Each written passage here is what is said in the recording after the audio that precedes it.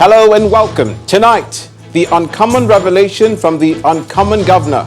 Most of the NDDC contracts were awarded to lawmakers, he says. House Committee Chairman recuses himself from the hearing, a fainting spell, and the intervention of Speaker at the hearing. Plus, the central bank leaves key parameters unchanged, recommends injection of 15 trillion naira to finance infrastructure. And COVID-19 vaccines developed at Oxford University and AstraZeneca show promise as UK government closes deal on access to 90 million doses for people most at risk. Plus, business and news from Abuja, the FCT, and later from our studios in London. On business news tonight, federal government issues 162 billion naira from Sukuk bond for construction of 44 road infrastructure across the country. On sports news tonight, organizers cancelled 2020 Ballon d'Or award due to football disruption caused by coronavirus.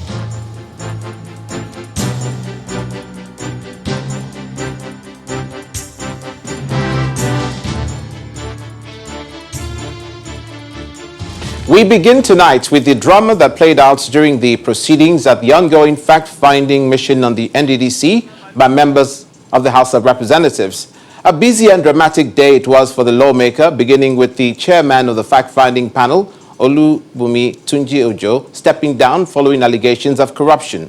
A new chairman took over and proceedings were going on smoothly, or so it seemed, until all attention shifted to the acting MD of the commission, Professor Daniel Punde, who had to be taken out after fainting on his seat. These ensuing developments drew the attention of the Speaker of the House, Femi Gbejabiamila, who had to come in and ensure the session continued as planned. And it sure did that when the Minister of Niger Delta Affairs, Godswill Akpabio, mounted the hot seat for the questioning, and surprisingly, he opened up on critical issues, which almost got the session rowdy. Right, Honorable. From your question, you don't want to know the truth about NDDC? How? That's why we're asking you the question. No, if you're asking me a question... No, but you are running around. You're not going straight to the question. I'm not running around. I'm giving you facts. Minister, please. Honorable Minister. Chairman, Please, don't you want to take a look at what happens in NDDC? Please. How would the minister know? And that's how we begin the news at 10 tonight. The Minister of Niger Delta Affairs, Godswill Akpabio, is one of the key players at the center of the controversy, trailing the management of the Niger Delta Development Commission, and today he appeared before the committee. What initially started as a smooth conversation between Senator Akpabio and the lawmakers ended in an argument after Senator Akpabio alleged that most of the contracts from the NDDC were awarded to members of the National Assembly. We cannot close down Niger Delta Development Commission because of the fact that we are doing forensic audit. The NDDC plays a vital role in ensuring the peace and security of the region. And 90% or more of the resources of the country on a monthly basis comes from there. If you close it down in totality, all you have will be chaos. And you have a lot of, not just militancy, but you have a lot of insurrection. So it is important that people who have gone to court, people who genuinely did jobs, should be paid for their jobs. So for me, I'm not against it because, of course, who are even the greatest beneficiaries? It's you people now. Okay. Because if you look at your chairman, Honorable Minister. Honorable Minister, that's okay. That's okay. No, can I ask you that question? What is the benefit that the National Assembly is benefiting from? It's okay. Are you asking me the benefit of National Assembly? Yes, you just said. I just told you that we have record to show that most of the contracts in NDDC are given out to members of National Assembly, but you don't know about it. It's okay. It's okay. It's okay. The two chairmen can explain to you.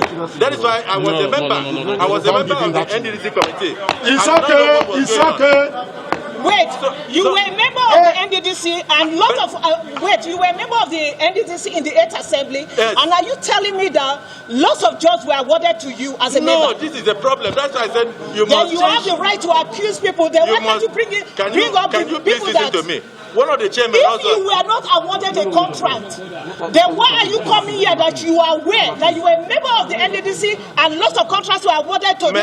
You said I'm not aware. I'm telling you that. Bring up those names. May I inform my honorable sister that is why we have to change the Honorable modus member, operandi. honorable minister, please. It's okay. That is okay. That is okay. But let me explain. No, it's okay. It's okay. Let me explain. It's okay. Now. It's okay. You must not allow the two chairmen It's to handle okay. the budget every It's day. okay. Off your mic. It's okay. She Off is your right. mic, honorable minister. You are like me. I was a member like you. Meanwhile, before Senator Akpabio was invited for questioning, another scene played out involving the acting managing director of the commission, Daniel Pandey, who slumped and was evacuated during his session. This is coming days after Mr. Pandey staged a walkout on the committee after accusing the chairman of the committee of criminal activities, including hijacking projects in the NDDC. Our correspondent Terry Ikumi has the report. The investigative hearing of the House of Representatives on the alleged financial recklessness in the NDDC enters its fourth and final day.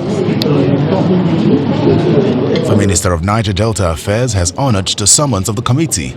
So also has the Managing Director of the NDDC, who last week walked out on the committee after refusing to testify at an investigative hearing headed by Representative Olubunmi Ojo, who has been accused by the Commission of criminal activities, including hijacking projects of the Commission. The committee chairman begins by unexpectedly recusing himself. I'm not on any revenge mission, and as far as I'm concerned, there's no personal feud between us as an institution or me as an individual and the interim management committee. I'm not on a mission of vengeance. I wish to humbly appeal to my colleagues to recuse me from presiding over this particular meeting.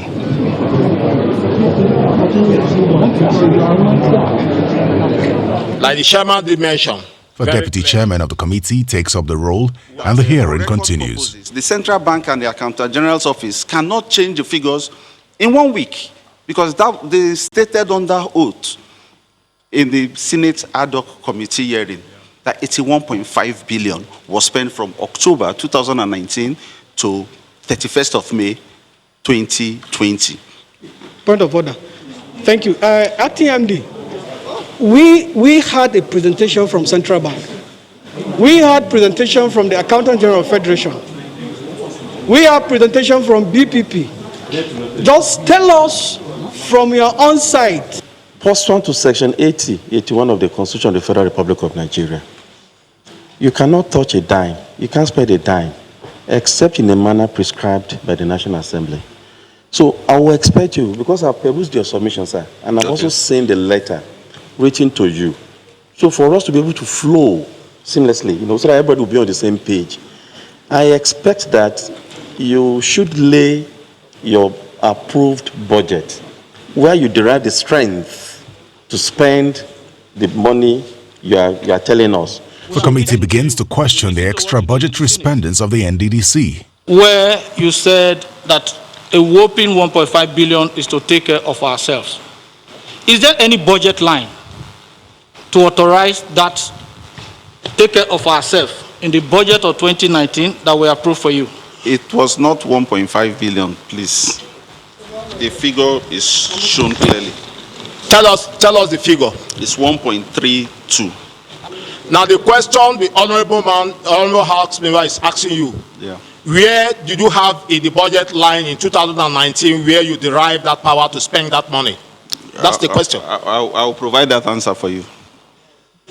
I will check. I don't want to lie on that oath. I will provide the answer for you. MD. MD. As the questions continue to pour in, the MD of the NDDC begins to lose consciousness. He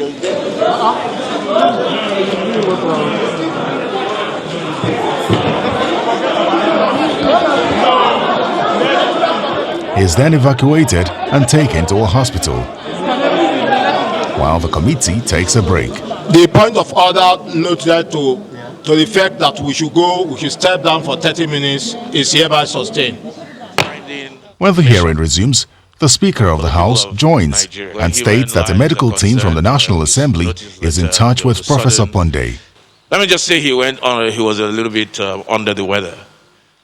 I have inquired and I've told my doctor and the medical team in the house to follow up in the hospital where he has been taken to and to make sure we are kept abreast and up to date as to his state of health. The committee will be relying on the testimonies from the 4-day hearing and, most importantly, the documents submitted to prepare its report to be presented before the entire House. Terry Ikumi, Channels Television News. Meanwhile, the management of the Niger Delta Development Commission has been reacting to that collapse of Professor Pandey during the public hearing, stating that he's been ill for the past 2 weeks. The NDDC said in a statement that Professor Pandey's health condition deteriorated this morning and his doctor advised him against attending the hearing, but he refused, thinking that he could make it through the hearing and take care of his health later. Meanwhile, Channels Television gathers that the NDDC boss has left the hospital and is now said to be in stable condition. The commission says it's looking forward to the conclusion of the forensic audit, which it believes will serve the future of the commission and the Niger Delta region more than the probe of 74 days of activities.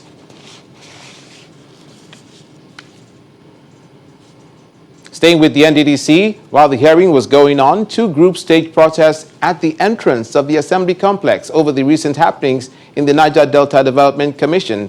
One of the groups is championing the continuation of the forensic audits in the commission, describing the allegations of corruption against the Minister of Niger Delta, Godswill Akpabio, as mere distractions to stop the cleansing in the NDDC, while the other group demanded that Mr. Akpabio and the Managing Director of the NDDC, Daniel Pandey, should step aside pending the conclusion of the National Assembly probe of the commission. And if you look at the Niger Delta Development Commission, since inception, trillions of naira has been going through that ministry or that commission. How come the effect of those money has not been seen in the Niger Delta? I'm a Niger Delta man, and I can tell you for free that there's a lot of poverty in the Niger Delta.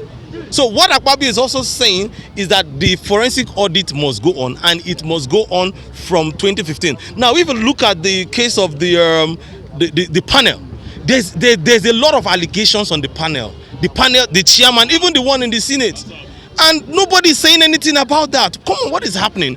We are here today to call on the National Assembly to continue with their probe panel on NDDC. Nobody is above the law. We are saying that not even Akpabio or Pandey of the NDDC is above the law. They should come and answer the National Assembly, which is the second arm of government in this nation. We are calling on them to come and answer the National Assembly, and at the same time, they should leave office until this probe panel finishes their investigation. And why would somebody tell us that he spent about 10 billion naira on foreign trips during the COVID-19 period?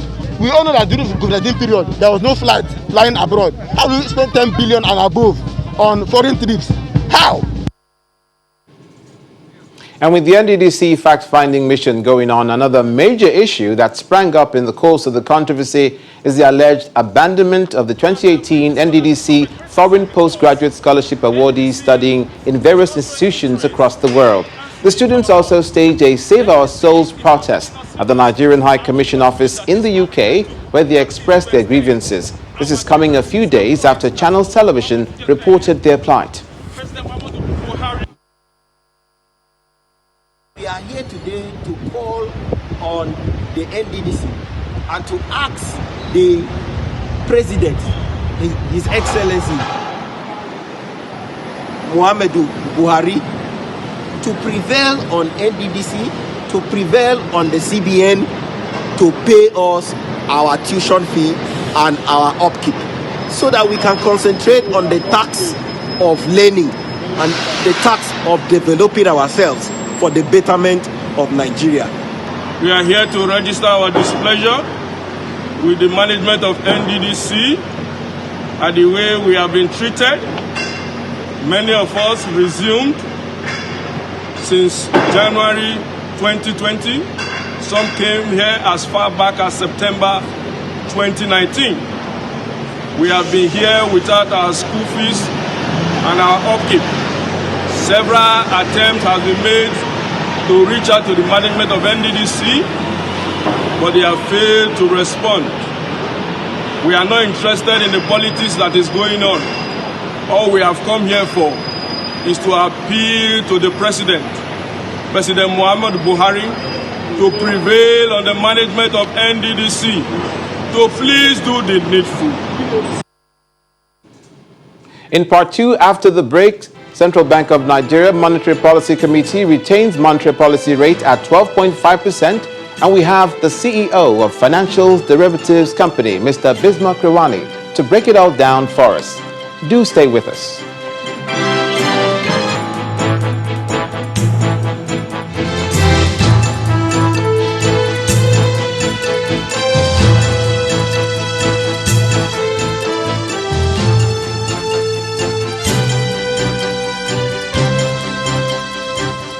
If you've just joined us, you're watching the news at 10, live on Channels Television, Lagos. A reminder of our top stories. The uncommon revelation from the uncommon governor. Most of the NDC contracts were awarded to lawmakers, he says. House Committee Chairman recuses himself from the hearing, a fainting spell, and the intervention of the Speaker at the hearing. Plus, the central bank leaves key parameters unchanged, recommends injection of 15 trillion naira to finance infrastructure.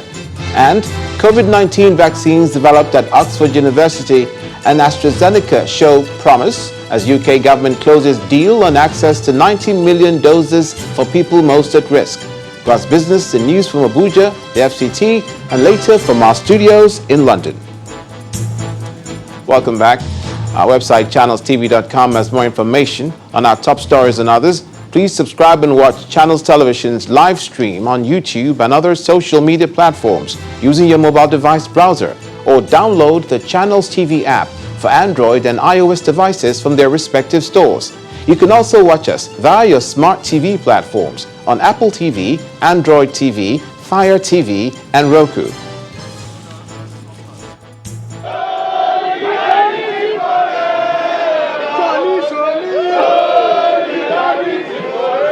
A group of youth in the nation's capital, Abuja, there in a solidarity protest by the Nigeria Youth Council as they call on President Muhammadu Buhari and the Attorney General of the Federation not to spare anyone in the fight against corruption. The president of the Nigeria Youth Council, Mr. Solomon Adodo, alleges that there are lots of sponsored efforts to distract the federal government from pursuing the anti-corruption crusade.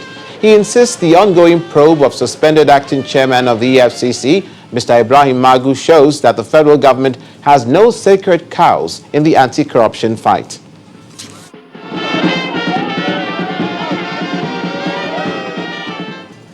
The Monetary Policy Committee of the Central Bank says a total of 15 trillion naira will be required to fix the nation's infrastructural deficit for the next 5 years. The governor of the central bank, Mr. Godwin Emefiele, says while the bank has intervened in the provision of 152 billion naira for over 61 projects across the country, he is hopeful that the long-term intervention in the nation's infrastructure sector will help revive the economy. It's the third Monetary Policy Committee meeting for the year. No doubt the meeting is coming at a time when the impact of the COVID-19 pandemic is still taking its toll on the economy. But with special interventions from the central bank, some sort of respite appears to be in sight for the manufacturing and healthcare sectors. But in spite of this intervention, the committee is recommending an injection of 15 trillion naira to the nation's economy to finance infrastructure. The committee also commended the federal government for the approval to establish a CBN-led infrastructure development company, which would leverage local and international funds for rebuilding of critical infrastructure across the country. And after the decision of the Committee on the Economy, which includes the retention of monetary policy rate at 12.5%, the MPC voted 1. To retain the MPR at 12.5%, 2. To retain the asymmetric corridor of plus 200 and minus 500 basis points around the MPR, 3. Retain the CRR at 27.5%, and 4. Retain the liquidity ratio at 30%. Mr. Emefiele explains that the nation's banking sector is doing well, with non-performing loans reduced from 11.1% in 2019 to 6.4% in June 2020. The Nigerian banking system remained very strong and resilient. I must say that unlike in other climes, the Nigerian banking industry appears to be one of the well-regulated industries in the world today. We have prudential ratios that have been prescribed for the banks, and they are required to ensure that they abide by those prudential ratios. While the economy has been under shock following the impact of the coronavirus pandemic, experts are hopeful that the series of interventions by the Apex Bank will help in reflating the economy. Now let's get more perspective on the decisions reached today by the Monetary Policy Committee, and we're being joined on the news at 10 by the CEO of Financial Derivatives Company, Mr. Bismarck Rewani. Thank you for coming on the news at 10 tonight. Thank you, Olumide, for having me. The Central Bank Monetary Policy has retained the rates, has kept it unchanged. Is this what the analysts foresaw? Yeah, everybody expected that because we've had 15 meetings in 30 months and 2 changes. That's Nigeria. And if you look at the same period, in South Africa, they've had 11 meetings and they've had 6 cuts in the rate. In Ghana, they've had 11 meetings and they've had 4 cuts in rates. In the United States, they've had 5 cuts in rates all the way from 1.25 to 0.25. And in the Bank of England has actually cut rates twice.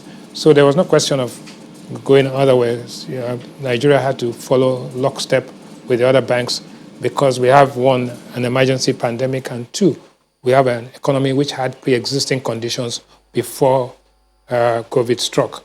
So we had to deal with the structural as well as the tactical issues. Having said that, the difference between what we are seeing today and what we saw in 2016 is that there's more candor and more acceptance of the reality. Right, so nobody's playing games with anybody. Do they have a choice, really? Because we're looking at the macroeconomics of it. Yeah, and it's really bad. No, you can be in self-denial, but in this particular case, I think there's reality. So, last meeting in May, there was, enthusiasm and optimism, and that we're going to come out of a recession by the 3rd quarter. Today, the central bank was very candid and said, at best, we will come out of, there'll be a U-shaped recovery, and that we'll get out of it sometime next year. Are we in a recession?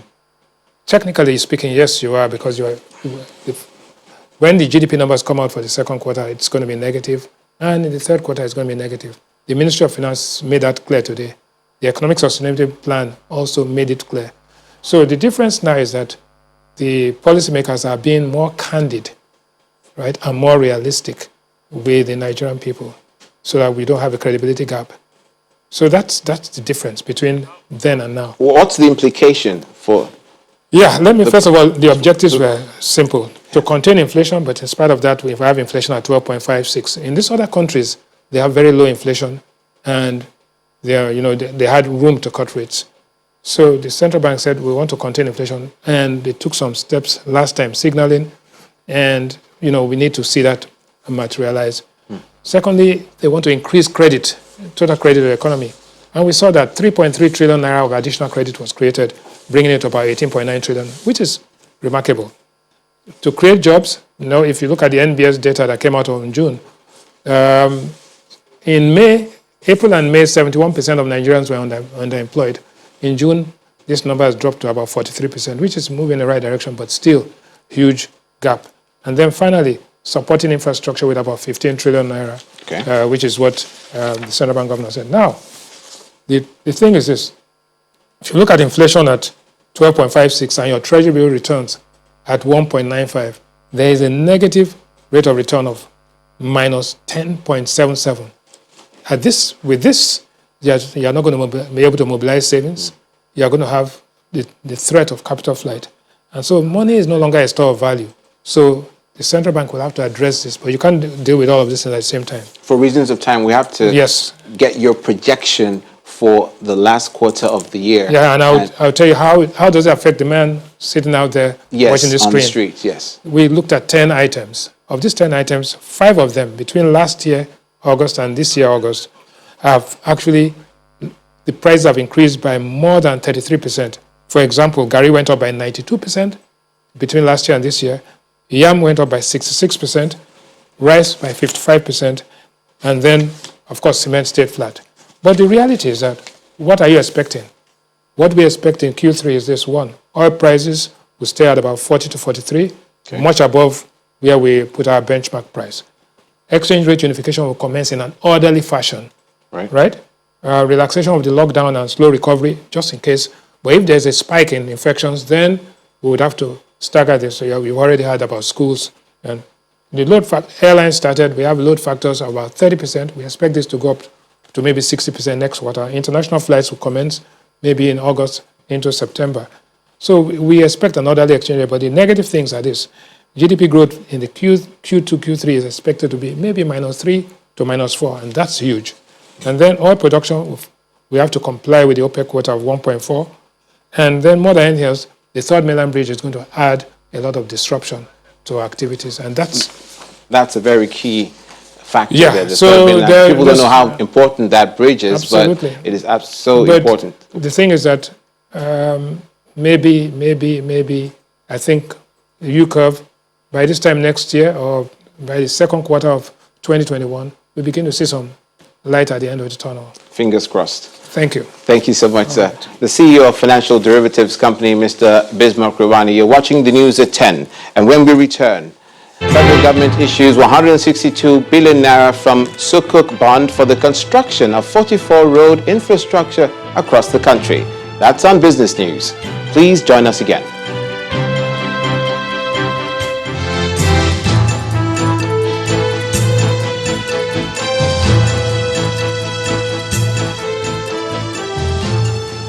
Welcome back. Now we join our studios in Abuja, where Linda Higbe is standing by with more stories. Hello, Linda.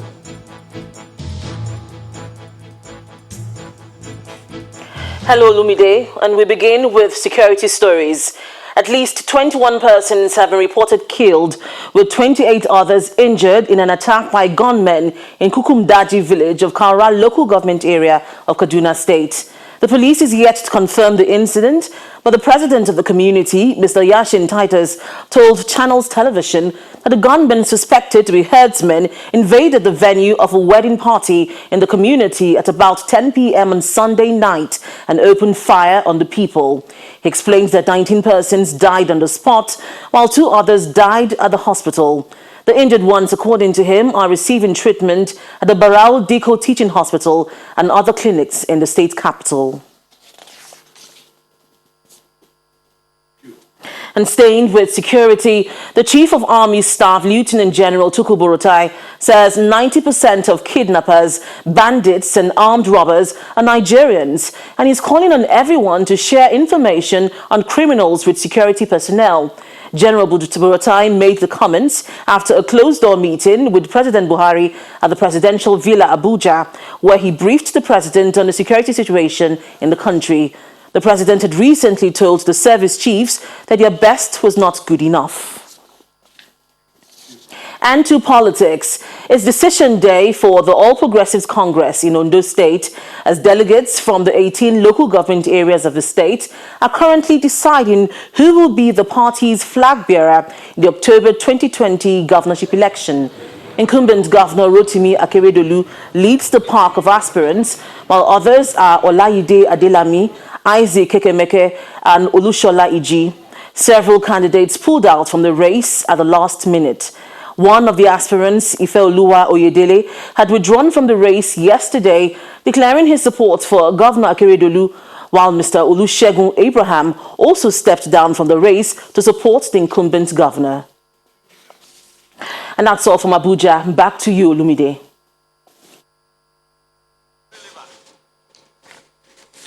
From there, we'll now turn our attention to other stories on the news at 10. Consumer goods frontliners Unilever Nigeria PLC has declared a turnover of 60.5 billion naira for the financial year ended December 2019. The board and management of Unilever Nigeria PLC is also giving shareholders the assurance of their commitment to good corporate governance that will in turn drive sustainability and efficiency. After 95 years of satisfying Nigerian consumers with products like Close-Up and Pepsodent toothpaste, Sunlight detergent, seasoning cubes, and other household products, Unilever Nigeria PLC holds its 95th annual general meeting. The company declared 60.5 billion naira revenue in the year under review, compared to 92.89 billion naira recorded in the year ended December 2018. Profit after tax at 7.42 billion naira for 2019 compared to 10.55 billion naira recorded the previous year. We are taking a deep dive into our business model. We are looking critically at the competitive landscape to see where and how we have lost ground to the competition. We are also looking at how to simplify our business such that our margin can be better next year. The board of directors again promised shareholders and consumers to work harder for a better year ahead. We just want our shareholders to be assured that we will turn the corner. We want our shareholders to be assured that we will restore this company back to profitability. We want our shareholders to be assured that we will seize the full opportunities that exist in this COVID-19 crisis so that it will no longer continue to be an excuse for us. It will just be a basis for better performance. In compliance with the federal government's directive on social distancing, the AGM is held by proxy to avoid unnecessary physical contact amongst attendees. And now it's time for business news. Here's Anwan Wodo.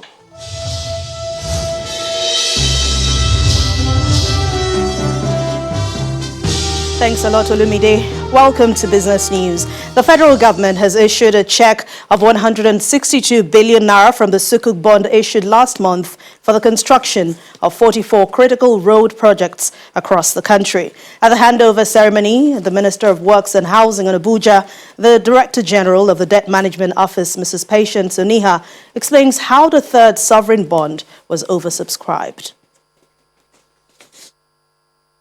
Most of you as well will recall that the first sovereign sukuk for 100 billion naira was issued in September 2017. And this was followed by another in December 2018, also for 100 billion naira.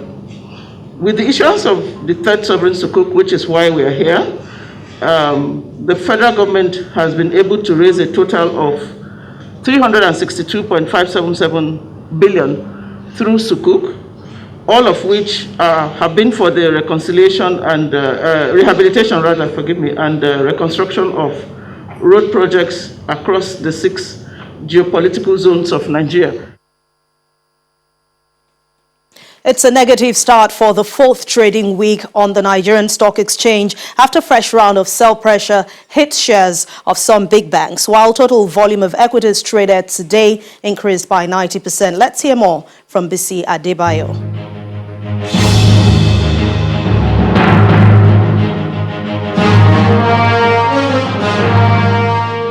Hello and welcome to the Stock Market Report. It was quite an interesting day at the equities market today as the likes of GT Bank, Zenith Bank and UBA stole the show, contributing about 60% of total volume traded today. Now, what this means is that the drop in the all-share index was in reverse again in terms of volume and value. Now, these 3 Tier 1 lenders are coming with their audited reports in August and would be paying interim dividend, and that comes as a consolation to investors. However, today's loss in the banking index was majorly tied to a slight drop in the price of Zenith, Access Bank and ETI. A 7.17% gain recorded by Adobe, formerly Forte Oil, lifted the oil and gas index.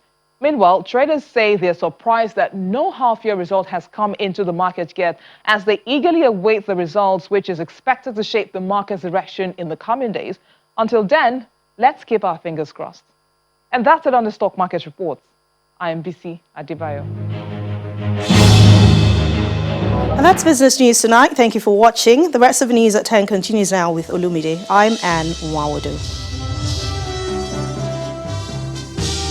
Thank you, Anne. Still ahead on the news at 10. Second Republic Minister and publisher Malam Samaila Issa Funtua dies at 78 years of age. Plus, COVID-19 vaccine developed at Oxford University shows promise as UK government closes deal on access to 90 million doses for people most at risk. And more stories from our London studios and around the world in 5. Please stay with us.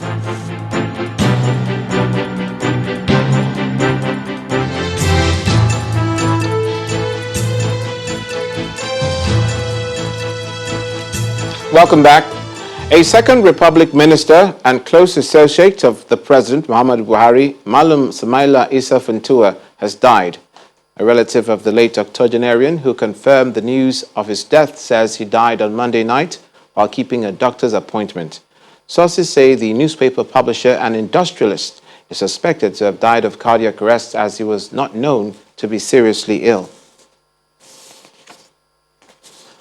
The University of Oxford today said a vaccine it has been working on appears to be safe and trains the human immune system.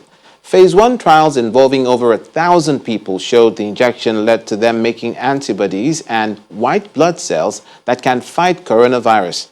Meanwhile, an experimental coronavirus vaccine being developed by AstraZeneca and Oxford University has also been found to be safe and produced an immune response in early-stage clinical trials.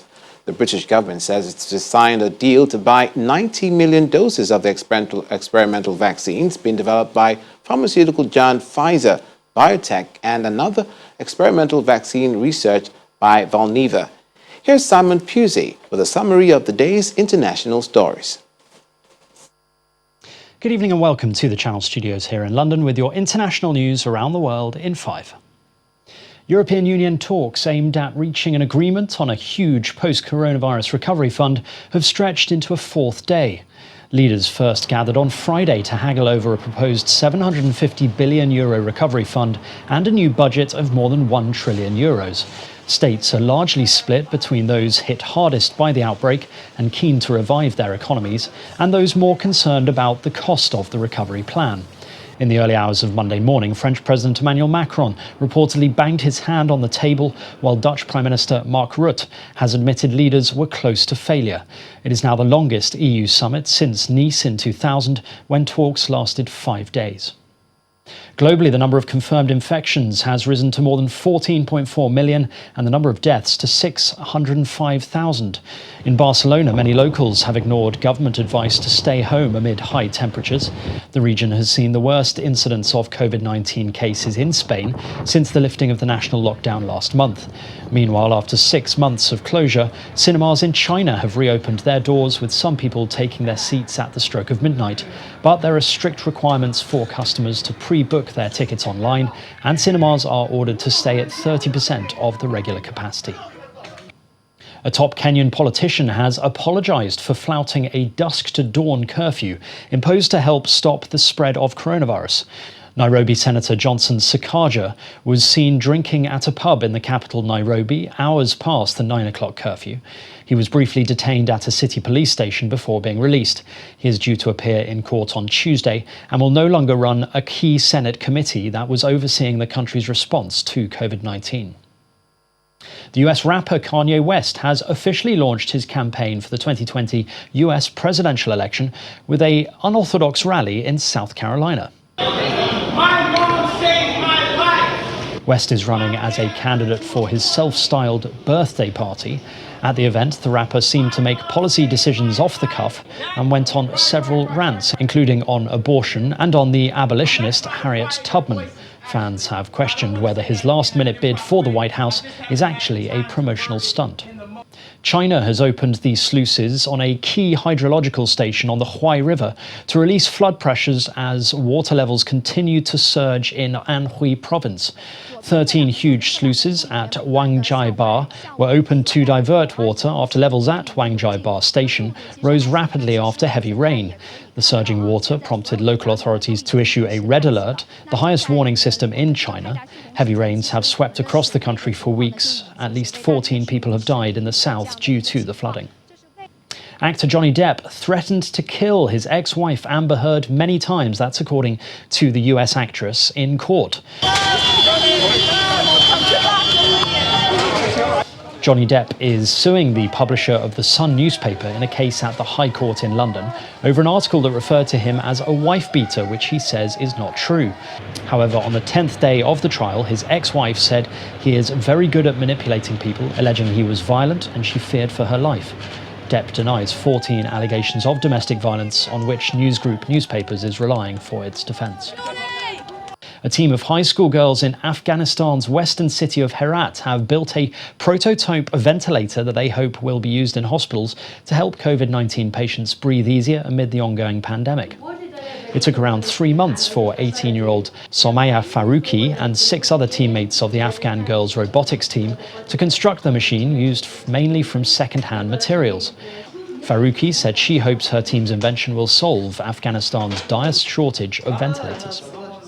Italian Coast Guard divers have worked for hours to free a massive sperm whale caught in an abandoned fishing net in open sea. The whale had been spotted struggling on the surface by holidaymakers sailing north of the Sicilian Aeolian Islands, who warned the authorities. The Coast Guard said operations where divers used cutters and knives to free the whale were made particularly difficult by its large size. Since January 2020, they have collected more than 100 kilometers of abandoned fishing nets from Italian seas. And finally, a rare yellow turtle has been captured by forest officials in India's eastern Balasore city. The turtle was first spotted by local residents and handed over to the forest department. Experts said it is possibly an albino mutation of a common turtle. Turtles are under the Wildlife Protection Act and are considered to be endangered. And that's your international news around the world in 5. Now back to the Channel studios in Lagos. And now here's Ayotunde Balogun with sports news.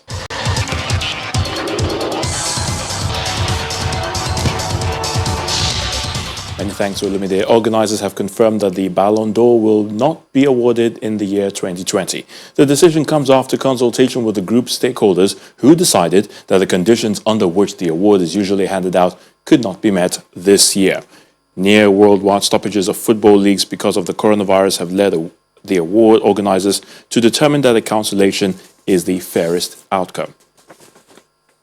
Birmingham FC City midfielder Jude Bellingham has joined Borussia Dortmund on a long-term contract.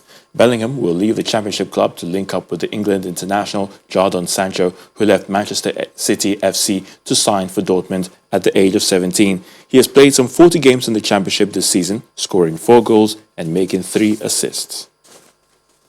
World number 2 Rafa Nadal has stepped his training at his tennis campus on the Spanish island of Mallorca.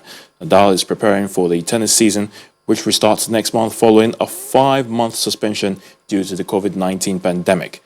The rejigged men's calendar begins with the City Open, an ATP 500 event in Washington, D.C., before the Cincinnati Open and the US Open, which will both take place at Flushing Meadows. South Africa's first black rugby test captain, Siya Kolisi, who led his country to win last year's World Cup, has called for action to address racial inequality in a nation still reeling from the legacy of apartheid. The 29-year-old flanker admitted he had previously shied away from the topic because he was scared. Kolisi insists that the time to be scared and to be silent in a country ranked one of the world's most unequal societies is now over. And that's a wrap in sports news.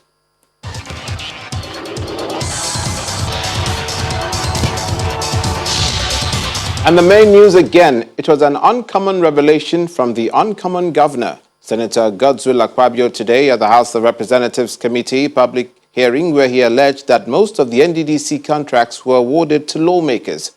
Also today, the chairman of the House Committee on NDDC, Honorable Olubunmi Tunji-Ojo, recused himself from the hearing, just as the NDDC acting MD, Daniel Pandey, fainted during the hearing, prompting the intervention of Speaker, Honorable Femi Gbadabiamila. And that's it on the news at 10 tonight. Thank you for watching. I'm Olumide Macaulay. Do stay safe.